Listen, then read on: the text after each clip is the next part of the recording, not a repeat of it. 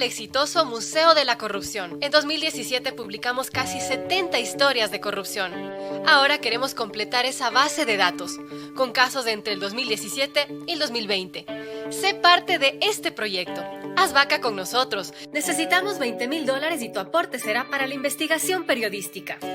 La corrupción es un crimen. Hagamos memoria. Esta es una forma concreta y única de apoyar la lucha contra la corrupción y en favor de una sociedad transparente. Te invitamos a apoyar económicamente a este proyecto del Museo de la Corrupción, porque la memoria es el primer antídoto contra la impunidad.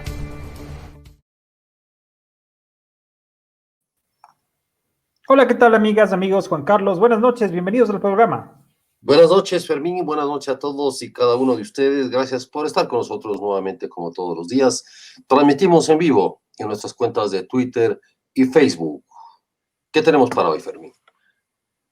El día de hoy tenemos un invitado especial. Trata del economista Marco Flores Troncoso, ex ministro de Finanzas y ex diputado en el Congreso Nacional del Ecuador a mediados de los años 90. Buenas noches, economista, bienvenido al programa.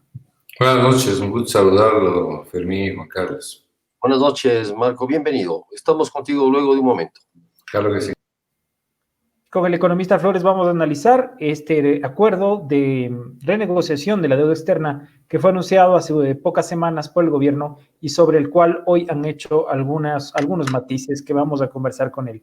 Y como de costumbre damos paso a nuestro bloque de noticias. La primera noticia del día sin duda tiene relación con la ratificación por parte de la Corte Nacional de Justicia de la sentencia de 8 años por cohecho agravado en contra de Rafael Correa y otras 20 personas. En el caso de Correa se le ha ratificado la condena de 8 años de cárcel, mientras que a 3 de los imputados se les redujeron las penas.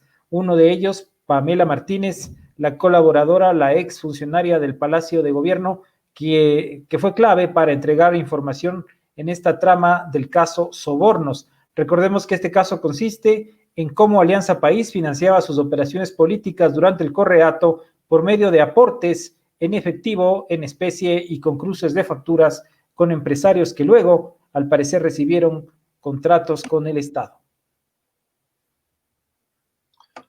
También hubo cambios por ejemplo, en la sentencia inicial, el juez, el tribunal había dicho que la inhabilitación política sería de 25 años y hoy en la audiencia de apelación se aceptó el recurso que pidió, o el caso que pidió, mencionado a la Corte, la defensa de Alexis Mera, para que la inhabilitación política dure solamente el tiempo de la sentencia.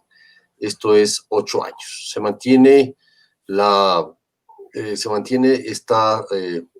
sentencia de que hay que poner una placa en el Palacio de Gobierno y luego lo que había pedido también la acusación particular y la fiscalía era que se defina cómo se va a pagar o cómo se va a cobrar, digamos, el monto de la reparación integral de más de $14 millones y ahí se dispuso que se dividirán en partes iguales.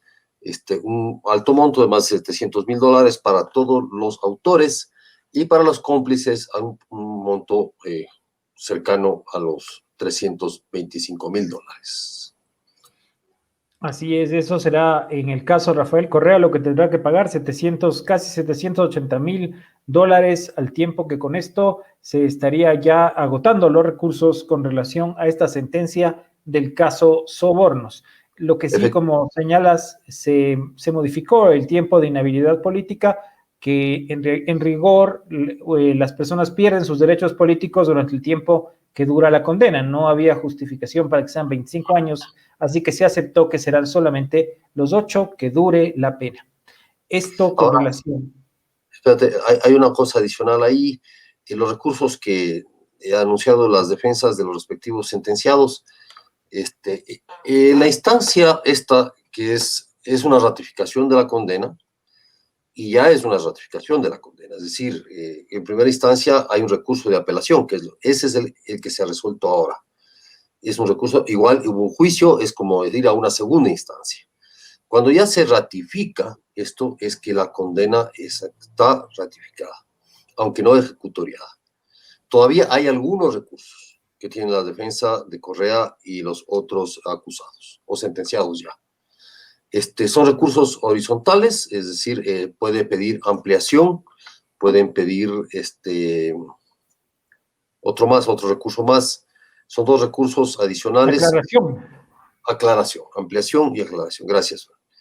Y luego, pueden apelar a una tercera instancia que sería de la casación, que ya no se define ahí el fondo de la sentencia, ya no se entra al tema de pruebas, sino más bien se miran procedimientos de legalidad, lo que se llama o debido proceso.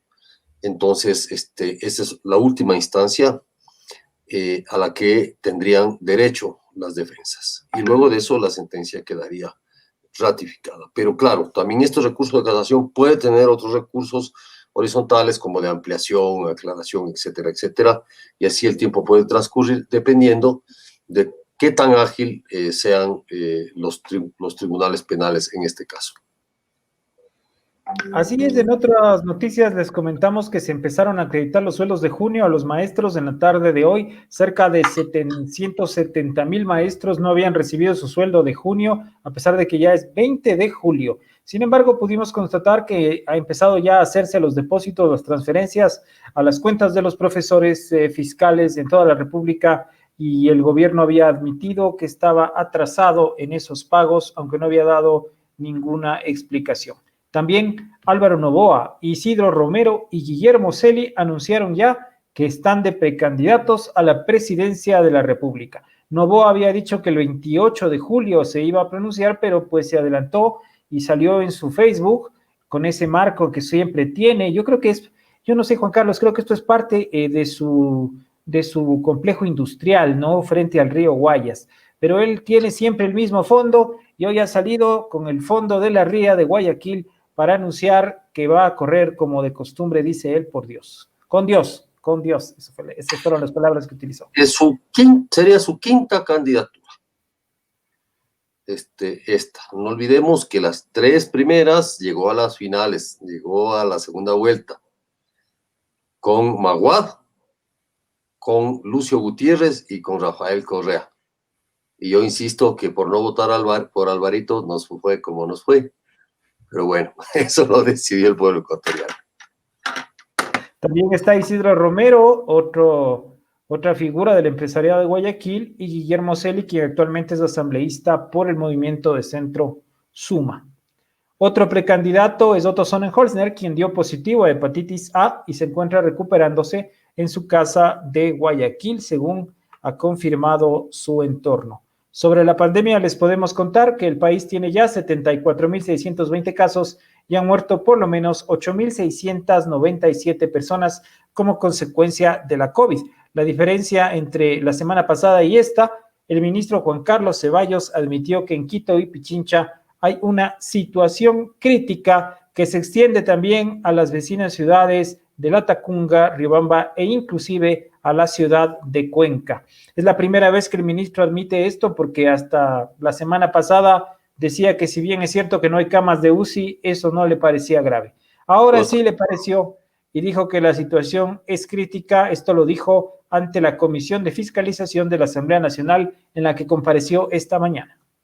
Igualmente, Fermín y amigos, el Cantón Mejía, su capital cantonal Machachi, volvió a semáforo rojo, por precisamente la situación.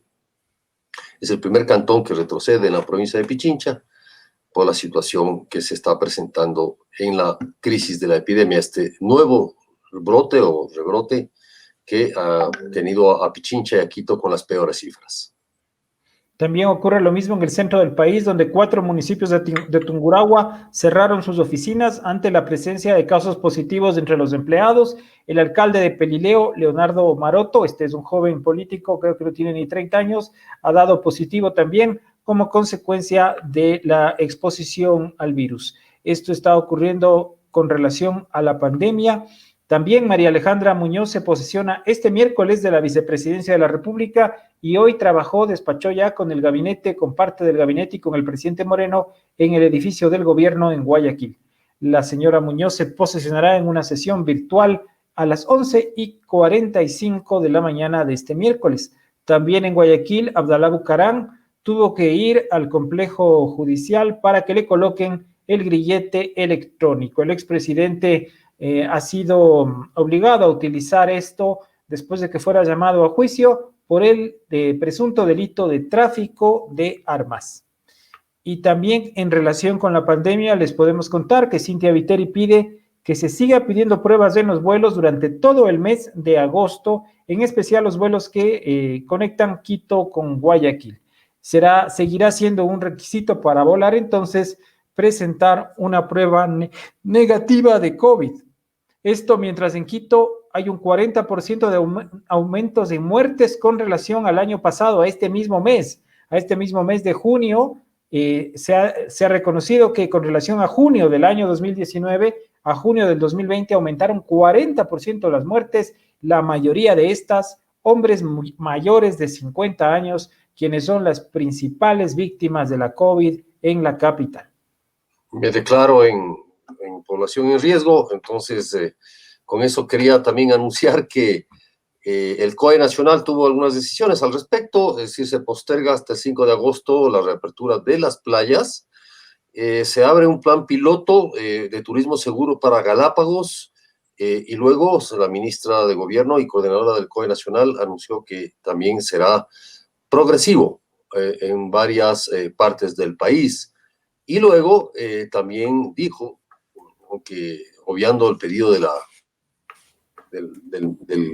municipio de Guayaquil, de la alcaldesa Viteri, que las pruebas de aviones se pedirán para volar solo un mes más. En realidad, vamos a ver cómo se mueve. Parece que de todas maneras reina el optimismo en el gabinete frente al COVID. Como reina el optimismo, sigo viendo las titulares jubilosos sobre la vacuna de Oxford, Fermín, que se ha anunciado, ha resultado beneficiosa, ha resultado con altísimas probabilidades de que sea efectiva, sobre 1,000 casos, una prueba clínica, y se está moviendo hacia una prueba masiva, que sería la tercera etapa de 15,000 casos. Sin embargo, el problema para Oxford está en que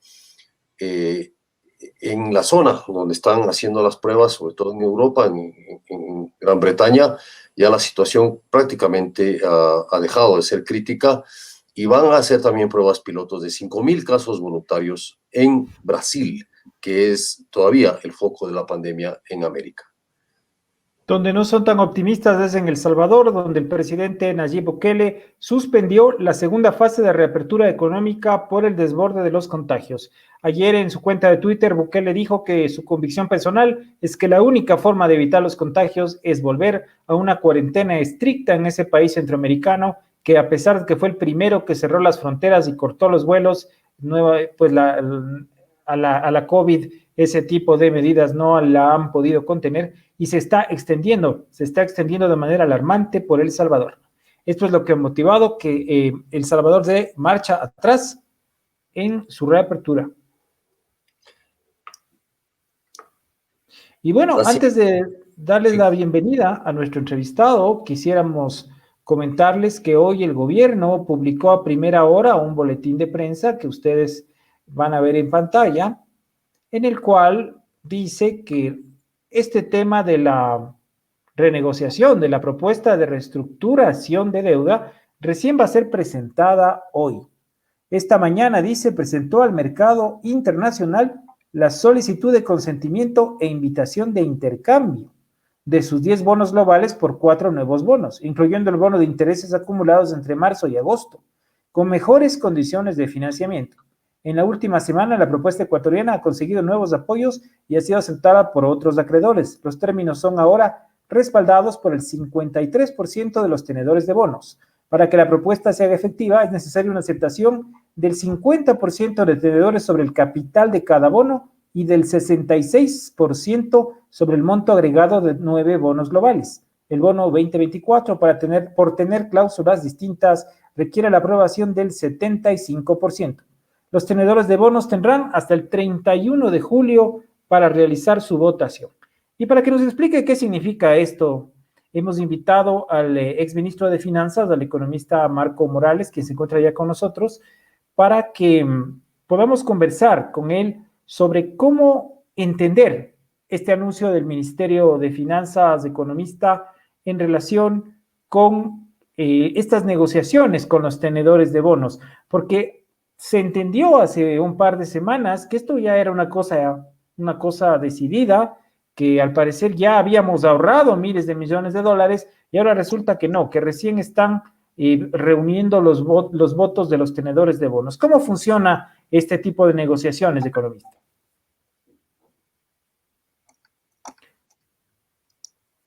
Su micrófono está apagado. Gracias, Fermín. Nuevamente saludos para usted y para su audiencia. Lo que usted acaba de leer es la propuesta oficial del gobierno ecuatoriano, que contiene los términos de esa propuesta y que ha sido presentado en los mercados internacionales a los tenedores de los bonos ecuatorianos. De manera que esa es la propuesta válida. Aquí, desgraciadamente, en la forma en que el gobierno y el ministro de Finanzas hace algunos días presentó una primera propuesta, realmente fue anticipada. Incluso hubieron festejos anticipados. Es tan poco lo que tiene el gobierno, por no decir nada, en cuanto a resultados positivos de la economía, que se agarran de lo que pueden. Y la verdad es que recién está en el proceso de renegociación. Fíjese usted que cuando uno entra en un proceso de renegociación, eventualmente entra en lo que aquí en quiteño decimos en el tira y afloja. Se producen cambios. Ahora mismo se ha producido un cambio que le va a costar al Ecuador 148 millones de dólares. En la propuesta original se hacía constar que los intereses acumulados entre el periodo de enero a agosto, estos que no los está pagando el Ecuador, se iban a trasladar para pagarlos en 5 años y en 5 cuotas a partir del año 2025. Pero se señaló en la propuesta original, que usted lo puede revisar, que tendrían un descuento del 14%, 148 millones de dólares. Ahora, en la propuesta definitiva que hace el Ecuador, ese descuento se ha eliminado. Es decir, creo que han ido demasiado rápido en términos de ofrecer a la ciudadanía una información que evidentemente no era real. Recién se está comenzando esta reestructuración, no obstante que se pueden haber puesto de acuerdo con algunos tenedores de bonos.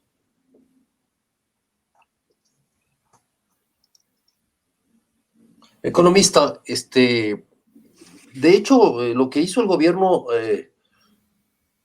lo que hizo fue presentar la negociación, un acuerdo. Es decir, yo recuerdo que fuimos convocados en la prensa y había muchos otros economistas en este Zoom ampliado, donde se dijo, o ya se había presentado como un hecho ya este acuerdo.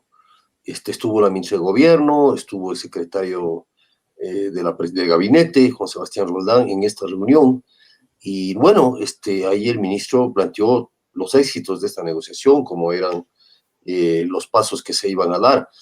Es decir, en ese momento, usted dice, ¿se estaban adelantando? Totalmente. A ver, mire, el Ecuador tiene 10 paquetes de bonos, de 10 diferentes bonos. Para que la propuesta del Ecuador, esta que es la oficial, esta que acaban de leer ustedes que es la oficial, sea aceptado, necesita las voluntades, es decir, que acepten, necesita las voluntades del 66% del capital en manos de tenedores de bonos. ¿Cuánto es lo que se está reestructurando? 17.375 millones de dólares. Se requiere el 66% del capital en manos de tenedores de 9 paquetes de bonos. Hay un solo paquete de bonos que corresponde a los bonos 2024 que requiere la aceptación del 75% del capital de los bonos. Ninguna de las dos cosas se ha logrado todavía. El gobierno lo que logró es la participación y la respuesta positiva, según dijo el ministro hace algunos días, de un 50% de los tenedores de bonos, de un 50% del capital.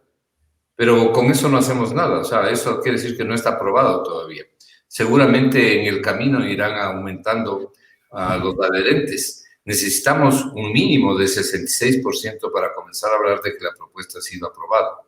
Pero ya los tenedores de bonos que no se sumaron, que no se adhirieron, están presentando o están solicitando algunos cambios. Por ejemplo, ellos quieren que la tasa de interés suba, se incremente de lo que constaba en la propuesta original. Y de hecho eso es lo que ha sucedido, porque aquí se acaban de eliminar 148 millones que se iban a descontar de los intereses. También han dicho que es lamentable que el Ecuador haya privilegiado a ciertos tenedores de bonos y que no haya tenido un trato igualitario con todos. Y efectivamente eso es lo que ha ocurrido. Y algunos otros cambios que seguramente se están discutiendo. Uno de los puntos aquí negativos que hay algunas cosas que decir sobre esto. El primero es que la reestructuración de la deuda es absolutamente indispensable porque el Ecuador no está en capacidad de pagar la deuda. El Foro de Economía y Finanzas, al cual yo me debo y soy su secretario ejecutivo, lo ha venido planteando desde hace 2 años y medio. Hace 2 años y medio propusimos la reestructuración de la deuda, porque nosotros veíamos venir a este monstruo que cada vez crecía con pasos más grandes, acumulaba más deuda, pero la economía no crecía.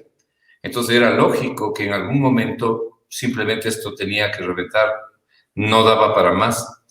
Y desgraciadamente se han acumulado los problemas, ha caído la pandemia. Otro gallo estaría cantando en este gallinero si se hubiera reestructurado la deuda hace 2 años. Pero en fin, se ha dado inicio. Hay algunas cosas que se pueden comentar sobre la forma en que esto se está llevando adelante.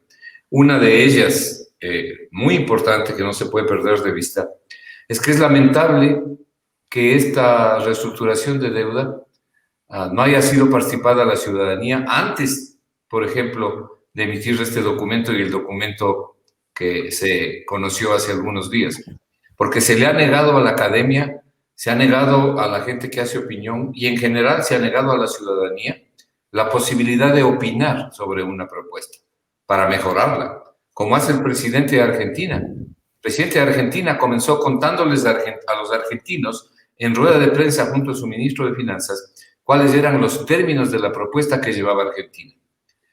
Y esas propuestas, ¿no?, en el tira y afloja se han ido modificando y siempre la comunidad argentina, es decir, las familias argentinas, estuvieron siempre informadas. Los argentinos hasta publican en un registro de información. Aquí nosotros nos venimos a enterar cuando las cosas están dadas, sin que nadie pueda opinar. Esta falta de transparencia absoluta, que no tiene ninguna justificación. Aquí no se puede decir que hay cosas reservadas. Aquí no hay nada reservado. Aquí simplemente se hace una propuesta que debía haber conocido el país y dar su opinión para consolidar los apoyos del país justamente, para que todos apoyemos la propuesta, una propuesta que sea bien estructurada, donde hagamos sugerencias. Sobre esta propuesta mismo, el Foro de Economía tiene varios planteamientos y varios cuestionamientos incluso. Bueno, eso no se hizo. El segundo punto que nosotros observamos, y es algo que sucede por primera vez en la historia del país, es que esta reestructuración ha sido encargada a una empresa extranjera, una empresa francesa, que es la empresa Lazard Freres, para que haga la reestructuración. Ellos son los que han elaborado la propuesta. Y es la primera vez que no hay un equipo técnico de economistas ecuatorianos que peleen por la patria, porque a la empresa esta lo que le interesa es su situación económica, ¿no?, que de hecho es un honorario gigantesco, que además el ministro de Finanzas lo esconde y no debería esconderlo. Debería decirle a los ecuatorianos cuánto cuesta este contrato y los otros contratos adicionales que hay en la reestructuración, porque aquí no se ha hecho nada, esto ha sido hecho afuera, sin que por primera vez en la historia participen los economistas ecuatorianos. Esta propuesta podría ser elaborada por economistas ecuatorianos en una semana para entrar a la discusión con los tenedores, y bien elaborada. El problema es que esto le va a costar un ojo, un brazo y una pierna al Ecuador. Cuando el Ecuador emite bonos y contrata al banco agente, el banco agente cobra el 0,5% de la emisión. No sabemos cuánto van a cobrar aquí de 17.345. Pero si se mantendría ese honorario, quiere decir que esto, simplemente por hacer la propuesta y llevarla adelante, nos está costando $85 millones, lo cual es una locura. Entonces, ¿cómo no vamos nosotros a reclamar que esto se haga a espaldas del país? ¿Acaso aquí no hay personas que podían haber colaborado con propuestas inteligentes, con criterios? Sí las hay, pero se ha negado esa oportunidad. En cambio, Argentina recibe las propuestas de la comunidad, de la academia, de las universidades en general, de la gente que hace opinión en la prensa y de la propia ciudadanía, entre las cosas que podemos empezar a decir de esta reestructuración. Economista, ¿por qué se hace esto? Digamos, ¿qué tan efectivo es contratar una empresa como estas? Supongo que el gobierno dirá precisamente el resultado es este, o sea, el resultado es es lo que lo ha vendido como algo positivo, porque cuando lo presentó hace ya casi 15 días, casi que hubo unanimidad, salvo algunas voces, de que esto era algo histórico, incluso se mencionó. Pero resulta que entonces todavía no tenemos el 66% de todo el paquete de acuerdo. Entonces, ¿por qué se hace esto con una empresa extranjera? ¿Cuáles son las razones de ello? Bueno, eso solo sabe el ministro de Finanzas, ¿no? Pero nosotros consideramos en el Foro de Economía que es absolutamente innecesario el haber contratado una empresa para esto. Lo único que se requería era contratar la asesoría legal internacional, es decir, el equipo de asesores legales externo y, por supuesto, el banco agente, porque el banco agente es el que se encarga de darle operatividad a la propuesta cuando ha sido aprobada, como cuando se hace una emisión de bonos. Pero esto podría y debía haber sido hecho por economistas ecuatorianos. Pues los economistas ecuatorianos hubieran estado peleando por su país. Una empresa extranjera habrá en cierto punto en que diga, bueno, hasta aquí nomás podemos avanzar, porque lo que yo quiero es cobrar, y seguramente habrá algún premio involucrado aquí. Eso solo lo sabe el ministro, no revela ni siquiera el monto. Pero de hecho es la primera vez que ocurre. Miren, si ustedes revisan a propósito de que se ha declarado como el evento del año, no tiene nada de evento del año, no tiene nada de sensacional. Lo que pasa es que no se le ha explicado a la ciudadanía adecuadamente. Y nosotros estamos dando por hecho que se acepte la propuesta, ¿no? Esperemos que se acepte, porque sería lo peor de todo que no se acepte. Pero esta propuesta podía y debía ser mejorada. Habría que compararla con los términos de reestructuración que ha logrado el Ecuador en otras oportunidades, con los que está logrando Argentina. Pero además, porque este es un momento muy especial que vive el mundo y que vive el Ecuador. Y ese momento especial está dado por la pandemia, por la crisis económica tan brutal y tan dramática que nos está afectando a los ecuatorianos. Y el Banco Mundial, el Fondo Monetario, en general los diferentes países, el presidente de Estados Unidos, el Grupo de los 20, están diciendo que hay que entregar condiciones favorables a los países para que puedan renegociar. La señora Cristalina Georgieva, la directora del Fondo Monetario, no se cansa de repetir que hay que dar facilidades a los países, que se perdonen incluso deudas, y ahora están incluyendo a los países de ingresos medios, que antes no ocurría, y entre los países de ingresos medios está el Ecuador. Esto hace que tengamos una coyuntura muy favorable que debíamos haber aprovechado, precisamente por circunstancias de la pandemia. Y hubiera sido bueno que se escuchen lo que el Foro de Economía, por ejemplo, o el Foro Heterodoxo, o las facultades de economía, los institutos especializados de economía, los amigos del señor Martínez son los que andan en televisión aplaudiendo, ¿no? Se escucha a todos y el país juzgue las propuestas y hagamos causa común. Desgraciadamente nos han impedido hacer esto y eso es bastante malo. ¿Por qué han contratado a Lazar Férez? No tiene, a nuestro juicio no tiene razón de ser. Los economistas ecuatorianos, sin duda alguna, estamos en capacidad de presentar una propuesta. Y además hubiéramos hecho una buena propuesta, o las personas que hubieran sido seleccionadas, porque esto no es ninguna ciencia, es cuestión de ver cuál es la sostenibilidad de la deuda ecuatoriana, qué capacidad tiene el Ecuador, capacidad, sostenibilidad, en cuanto a capacidad, sostenibilidad social y sostenibilidad económica, porque el Ecuador no puede destinar al pago de la deuda recursos que son fundamentales, por ejemplo, para salvar la vida de la gente, o para sostener a las empresas, o para generar crecimiento económico a través de incentivos a la producción, de la reactivación económica. Es decir, primero está la vida, primero está la reactivación económica y por supuesto sí queremos pagar, pero queremos un plazo. Entonces, esa sostenibilidad es la que tiene que marcar, como están haciendo los argentinos, es la que tiene que marcar los límites de lo que puede aceptar el Ecuador. No nos olvidemos, además, otra cosa, ¿no? En un default, que sería muy malo para el Ecuador, también pierden los tenedores. Porque están del otro lado de la mesa, pero si hubiera aquí un default, o sea, una cesación de pagos, que nadie quiere, Bueno, ellos tampoco cobran su plata. Entonces, este es un tema de renegociación inteligente a través de las circunstancias que rodean a los tenedores y, en este caso, al Ecuador.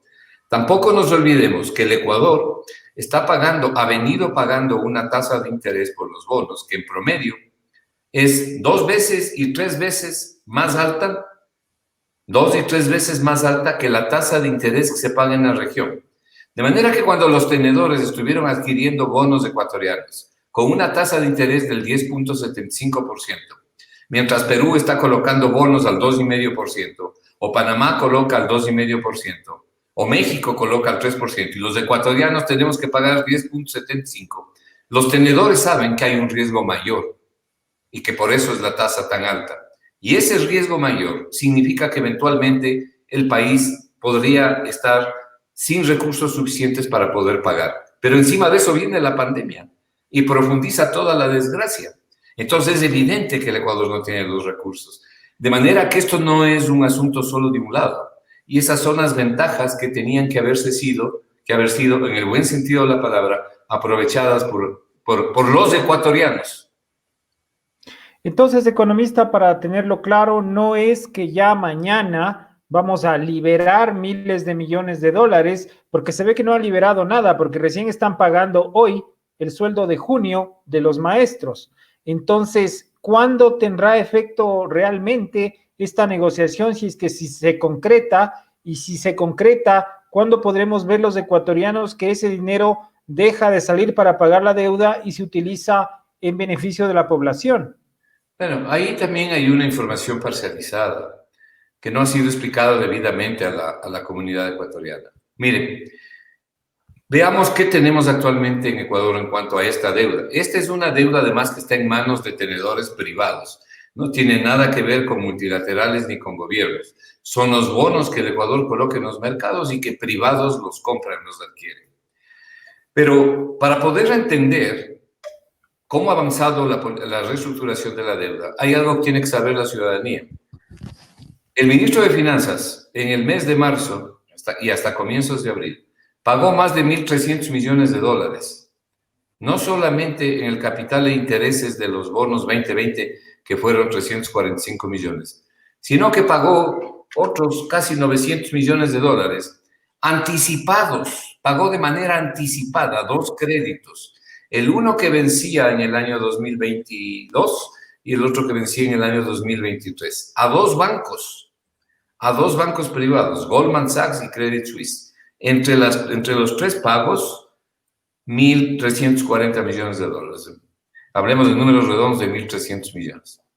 Los tenedores de los bonos, los que no han adherido, dicen, debían habernos dado un trato igualitario. ¿Por qué? Porque esos 2 bancos, a quienes se les anticipó los pagos, tenían en su poder 2.450 millones de dólares en bonos ecuatorianos que estaban garantizando la operación crediticia.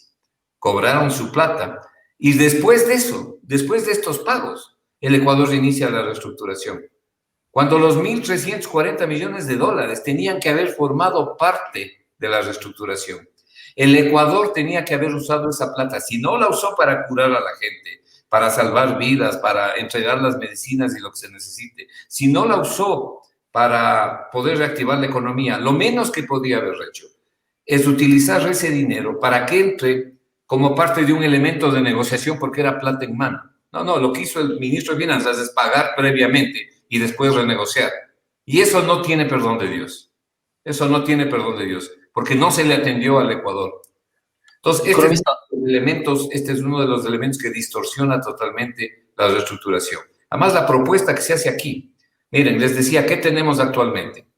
Actualmente los ecuatorianos tenemos que pagar antes de la renegociación tenemos que pagar 17.375 millones de dólares en 10 años. Los próximos vencimientos, ¿cuáles son? No, esto no se le dice al país. Los próximos vencimientos, tenemos 2.000 millones de dólares que se vencen en el año 2022. O sea, de aquí al 2022 no hay vencimientos de capital. Y tenemos un vencimiento más en el 2023 de 1.000 millones. O sea, lo que tenemos por delante entre el 2022 y 2023 son 3.000 millones de capital. Esos 3.000 millones había que diferirlos.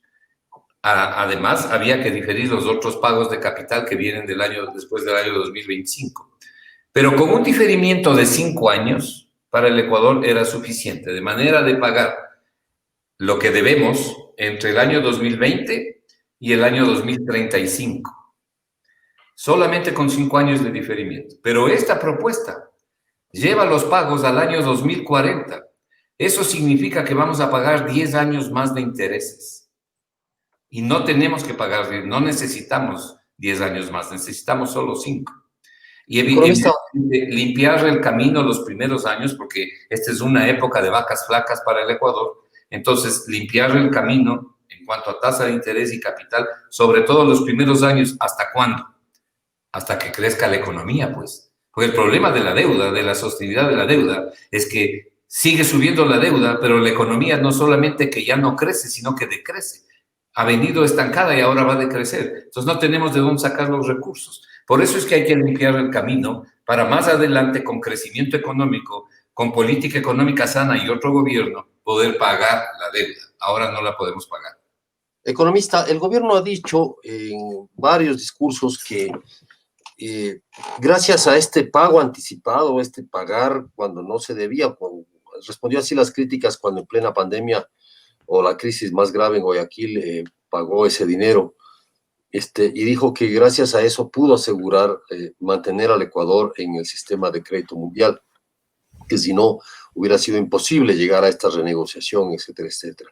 Y usted está criticando efectivamente que se haya hecho así.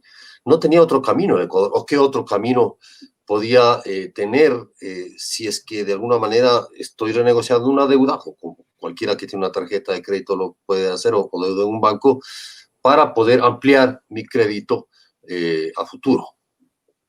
¿Cuál crédito? Porque lo que se dijo es que había que pagar para que vengan los créditos. No tiene nada que ver lo uno con lo otro. Y lo voy a decir categóricamente, porque ya lo hemos señalado como Foro de Economía en más de una oportunidad. Eso que se le dijo al país tiene un solo nombre. Es absolutamente falso, es mentira. Es más, la señora Cristalina Georgieva, la directora del propio Fondo Monetario, lo ha desmentido. Ha dicho que jamás el Fondo Monetario interviene en las negociaciones de los países con los acreedores de su deuda, y que esa es la tradición del fondo y que así se va a mantener y que ellos no intervienen. En el pasado, cuando el país ha suspendido los pagos, por ejemplo, recordemos el default declarado en el gobierno del presidente Febres Cordero, que fue uno de los últimos defaults. ¿Qué pasó?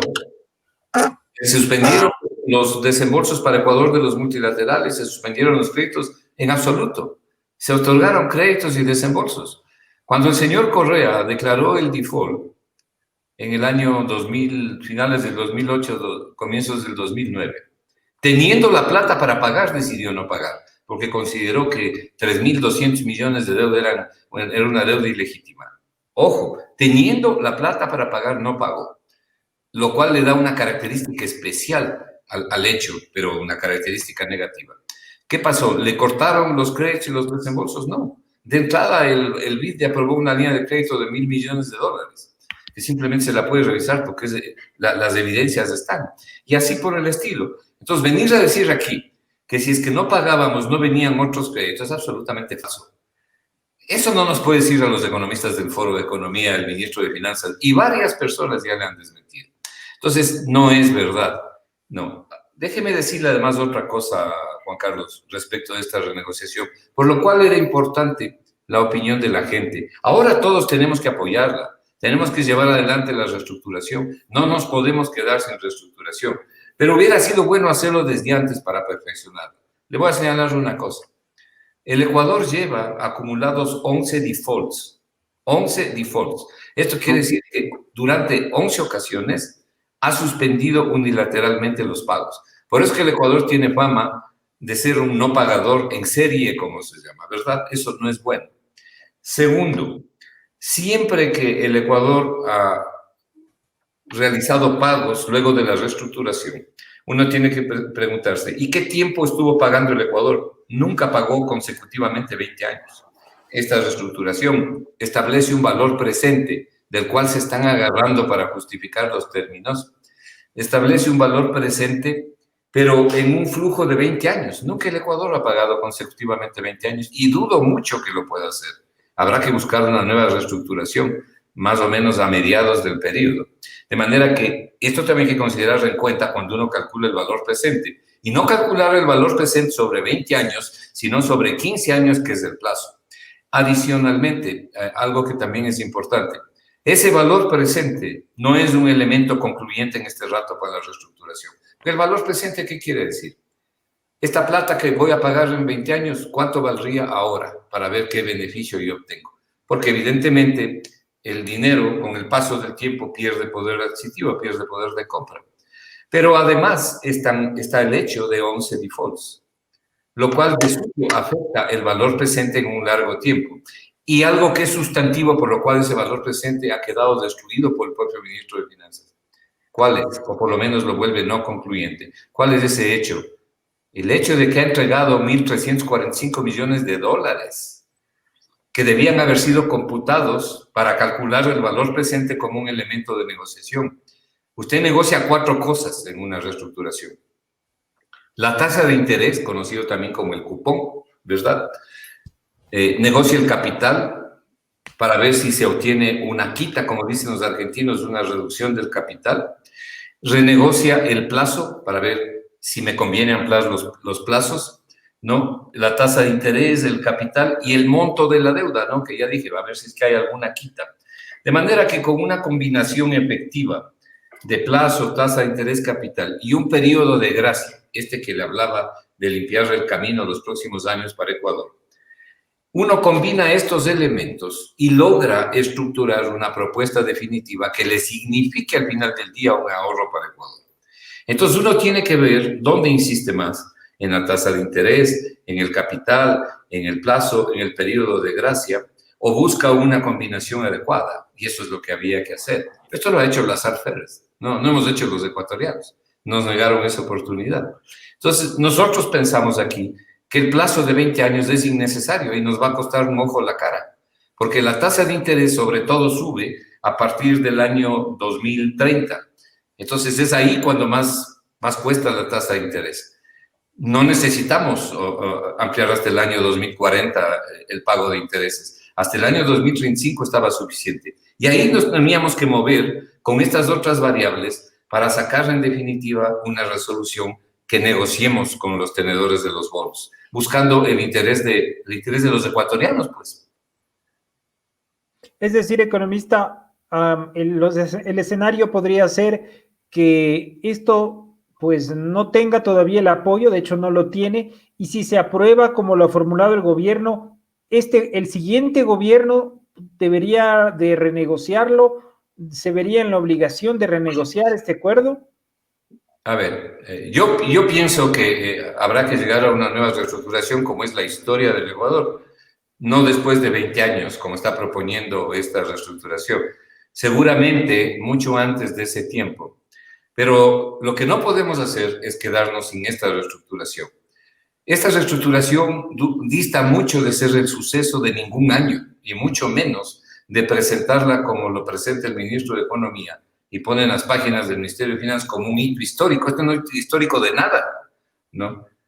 Pero tampoco se puede decir que no sirve para nada. Sí nos sirve. Y necesitamos apoyarla ahora. Hubiéramos querido apoyarla en otras circunstancias y en otras condiciones. Pero ahora lo peor que puede pasar es que no avancemos en la reestructuración. Hoy por hoy, ¿qué tiene el Ecuador? Está en el proceso de obtener las voluntades, los adherentes. Esperemos que esto sea lo antes posible. Pero debía haberse modificado los términos a la luz, por ejemplo, de cosas como lo que le estoy diciendo, o por lo menos debían haberse discutido.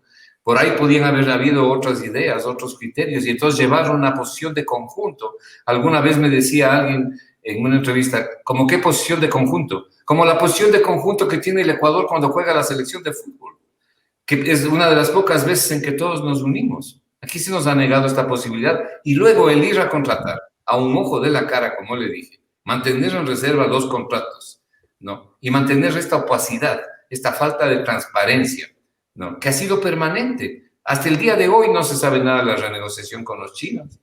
Lo que se sabe es que hay un crédito que está por venir de 2.400 millones que va a seguir presionando ¿no es cierto?, la sostenibilidad de la deuda. Y algo que también es importante que la ciudadanía sepa, el hecho de que el Ecuador debe 64.000 millones de dólares, es lo que tiene que pagar. Y lo que estamos renegociando, reestructurando son 17.345, pero lo que hay que pagar son 64.000 millones. Entonces, la presión que tenemos por la deuda sobre el presupuesto del Estado sigue siendo muy grande. Esto ayuda, sí ayuda, no como están diciendo, pero nos ayuda y hay que empujar, todos tenemos que apoyar. Pero la deuda es bien grande todavía y para eso lo fundamental aquí es cambiar, más importante que la reestructuración de la deuda, es cambiar la dirección de la política económica. Con este gobierno no va a ser posible, pero cambiar la dirección de la política económica, ¿para qué? Para generar empleo, y el empleo solamente se genera a través del crecimiento económico. Si no hay crecimiento económico, el SRI no puede recaudar más para poder pagar la deuda. Entonces, más temprano que tarde vamos a ir a otra reestructuración. Usted me decía, ¿y el nuevo gobierno irá a una reestructuración nueva? Bueno, aquí quedan quemadas las naves. Aquí hemos echado llave y hemos botado la llave al mar, ¿no? Hemos echado candado y hemos botado la llave al mar. No se puede presentar reestructuraciones pasando un año o pasando 2 años, ¿no? Nadie le va a hacer caso. Entonces, ahora tenemos que avanzar en lo que tenemos y tratar de lograr los mejores términos posibles. Pero el próximo gobierno tiene que dedicarse al crecimiento económico. No puede seguir la pobreza creciendo como está creciendo. La clase media se está empobreciendo y los que ya eran pobres se están volviendo miserables. Y eso en gran medida es por la falta de crecimiento económico y porque tenemos que destinar como 10.000 millones de dólares anuales de un presupuesto efectivo de 32.000. Tenemos que destinar 10.000 millones de dólares a pagar la deuda. Y no sabemos hasta el día de hoy cómo van a terminar las principales variables económicas luego de la pandemia, porque todavía no tenemos cifras. Pero sí podemos percibir y sí podemos adelantarnos a decir que va a ser una situación bastante destructiva, porque la pandemia ha sido muy grave para el país. La paralización económica, aparte de la pérdida de vidas, del hecho de estar encerrados, y lo que todos estamos viviendo en definitiva. Si la economía está semi-paralizada, entonces los costos en crecimiento, los costos en empleo, los costos en pobreza van a ser todavía más elevados. De manera que dedicar ingentes recursos al pago de la deuda no los puede dedicar el Ecuador porque no tiene posibilidades. Y la sostenibilidad tiene que ser económica, pero tiene que ser también social. Y la sostenibilidad social se mide por el empleo y el desempleo, como uno lo quiera ver, se mide por la pobreza o por la estabilidad y por las oportunidades de progreso, que no podemos eliminarlas, porque es como eliminar la vida. Economista, usted menciona que el próximo gobierno tiene que apostar por el crecimiento económico. Decirlo es muy fácil, pero cumplirlo en un país que viene decreciendo prácticamente desde el 2014, que no ha podido levantar cabeza y más aún con la pandemia. ¿Cómo revertir la curva? Porque es muy complicado. Algunos economistas plantearon al inicio de la epidemia, y recuerdo también una reunión que se dio con autoridades del gobierno y con posturas en el sentido de que, por ejemplo, decía el economista Augusto de la Torre, que primero hay que hibernar, es decir, tratar de sobrevivir y tratar de, o sea, si estamos en un estado de crítico, en una UCI económica, mantener el respirador funcionando. Pero de ahí a levantar la economía, yo no lo veo posible en el mediano plazo, economista. Es muy complicado, a menos que ocurra, ¿qué tipo de milagro tuviera que ocurrir para que podamos recuperar o empezar a crecer de alguna manera? No tiene que ocurrir ningún milagro. Lo que hay es que tomar las medidas correctas y diseñar la política económica correctamente. Al Ecuador le ha hecho un grave daño seguir la receta única de la austeridad expansiva, porque ese tipo de consolidaciones fiscales, como se llaman ahora, lo único que ha hecho es profundizar el desempleo, destruir la inversión pública, está destruida la inversión pública, apagar un motor de la economía que es la inversión pública y funcionar a medio gas con el de la inversión privada que también está afectada. Pero no solamente que ha ocurrido eso, sino que se ha perdido empleo antes de la pandemia. Estamos hablando de esto antes de la pandemia, porque antes de la pandemia la economía ya no crecía. Déjeme darle un dato. ¿Qué revelan las últimas cifras, aparte de la caída estrepitosa en el consumo, en la producción? ¿Qué revelan las cifras? El promedio, el ingreso promedio por habitante, que es el más importante, más que el crecimiento económico. El ingreso promedio por habitante es el que realmente nos orienta para saber en dónde estamos. El ingreso promedio por habitante ecuatoriano ha caído al nivel del año 2012. Es decir, hemos retrocedido 8 años.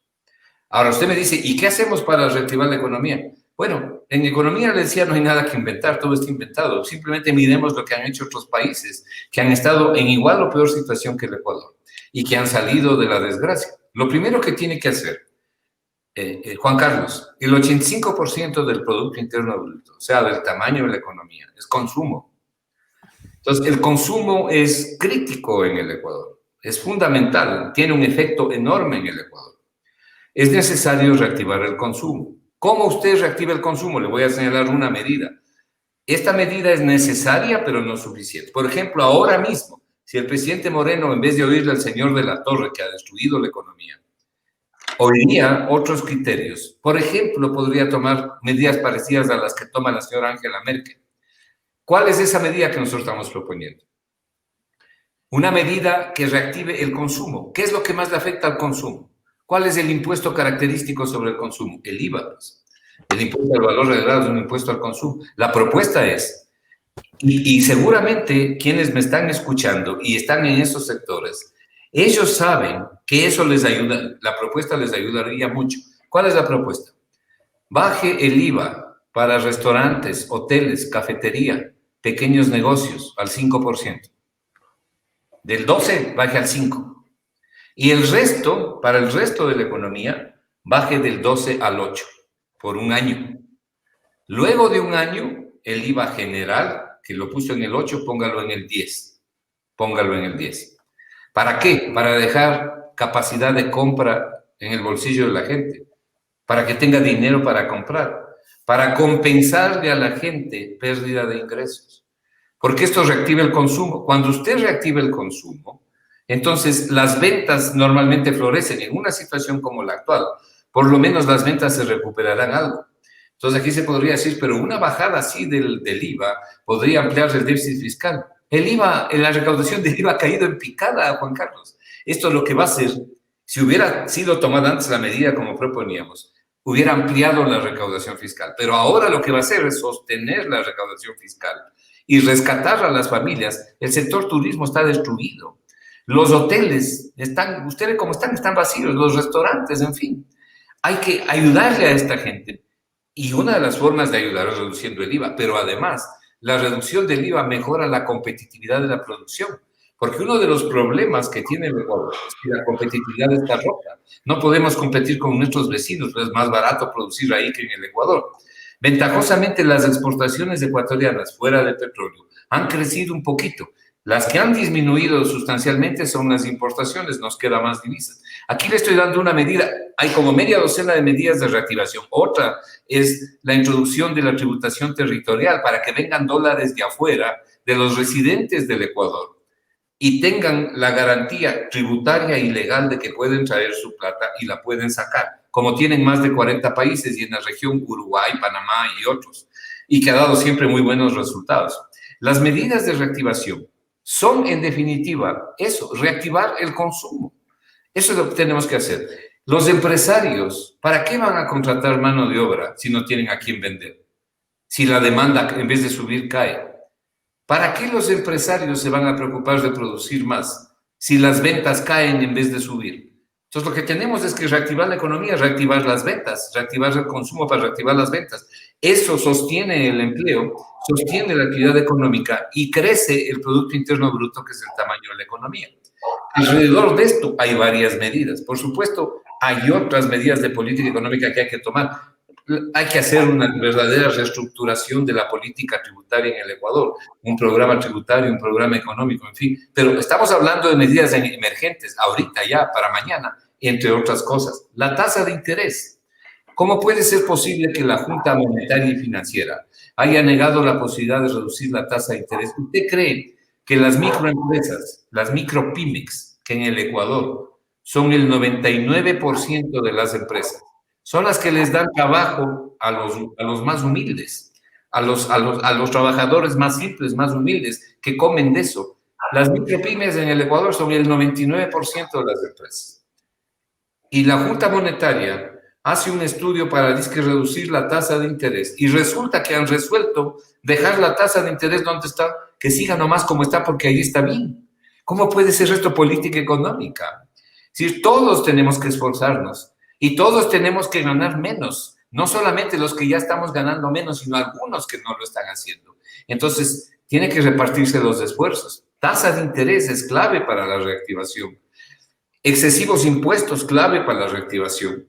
La reducción de aranceles, que mucha gente dice, ¿cómo vamos a reducir los aranceles? La plata se va a ir al exterior porque van a subir las importaciones. Eso no es consistente con la realidad, por dos razones muy simples. Mire, Perú hace poco redujo los aranceles y al ministro peruano le dijeron, usted va a reducir los aranceles y va a destruir la producción nacional y se va a ir toda la plata al exterior. ¿Sabe cuál es el arancel promedio en Perú? 1,5%. En promedio, 1,5%. En el Ecuador es 10%. ¿Y qué? ¿Se destruyó la producción en Perú? No. Tienen docenas de tratados bilaterales con países. La reserva monetaria del Perú ahora es 63,000 millones de dólares y la del Ecuador es 2,000. Y lo mismo le puedo decir de Colombia, ¿no? Que ha hecho algo parecido. Entonces, el importador, para empezar, importa con su plata, no drena la reserva externa del Banco Central. Pero importa hasta cierto punto. ¿Usted cree que un importador aquí de bicicletas, que importaba 100 bicicletas, va a importar de pronto 2,000 porque le bajaron el arancel? No, pues está en función de las ventas. Nadie quiere tener la plata guardada en un garaje o en una bodega. Entonces, todo esto se limita a sí mismo por el círculo virtuoso de la economía y otros controles que evidentemente se tienen que poner. Han bajado y están bajando las remesas de los migrantes. Eso significa 2.500 a 3.000 millones de dólares al año. Entonces, por donde uno mire, Juan Carlos y Fermín, por donde uno mire, lo crucial aquí es reactivar la economía para generar crecimiento económico y para sostener las empresas. Pues si no se sostienen las empresas, no se sostiene el empleo. ¿Qué hemos hecho al respecto? Prácticamente nada. Y lo que había que hacer aquí es generar líneas de crédito, pararnos en nuestros propios pies, con la plata que sí hay en el Ecuador, en el sistema financiero nacional, esto es, bancos privados, banca pública, el CONAFIS, y hacer un paquete, ¿verdad?, entre todos estos intermediarios y las cooperativas de ahorro y crédito, y hacer un paquete y generar una línea de crédito que debería estar garantizado por un bono especial que nosotros diseñamos en el Foro de Economía. Un bono especial que yo le aseguro, el momento que se pusiera a la venta ese bono, la gente saldría corriendo a comprar por la forma en que fue estructurado. ¿Para qué? Para utilizar esos recursos, sumarlos a los recursos que vienen del exterior, utilizarlos en la cura de la COVID-19, ayudarle a la gente, ayudarles a los pobres que no tienen comida, que no tienen ingresos, y una buena parte de eso para reconstruir la economía a través del crédito barato y oportuno, para darles posibilidad a que las empresas sostengan el capital de trabajo. Hay empresas que no pueden sostener el capital de trabajo. No se puede pedir a las empresas paguen nomás los sueldos si no están vendiendo, pues. Entonces hay que ayudarles a que vendan y se sustenten. ¿Quién puede hacer eso? Solamente el Estado, pues. Eso es lo que están haciendo otros países. Como el Ecuador no tiene reservas, como el Ecuador no tiene ahorros, tiene que generar este fondo. ¿Es posible generar este fondo? Por supuesto que es posible generar el fondo.